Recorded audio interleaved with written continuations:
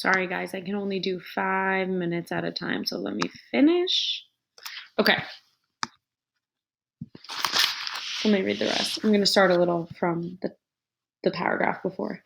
Usually he walked among the Dinka, but today, shuffling along in a daze, he found he had fallen a little behind. Walking next to him was a young man from the jerk hole. Salva didn't know much about him, except that his name was Buxa. As they walked along, Buxa slowed down. Salva wondered sluggishly if they shouldn't try to keep up a bit better.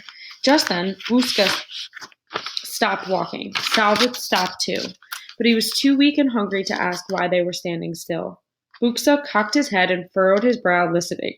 They stood motionless for several moments. Salva could hear the noise of the rest of the group ahead of them, a few faint voices, birds calling somewhere in the trees. He strained his ears. What was it? Jet planes? Bombs? Was the gunfire getting closer instead of farther away? Salva's fear began to grow until it was even stronger than his hunger. Then, ah! A slow smile spread over Buxa's face. There, you hear? Salva frowned and shook his head.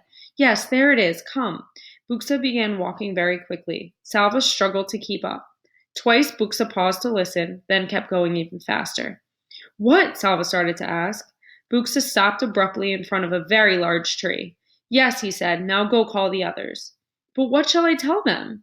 The bird, the one I was listening to. He led me right here. Buxa's smile was even bigger now. You see that?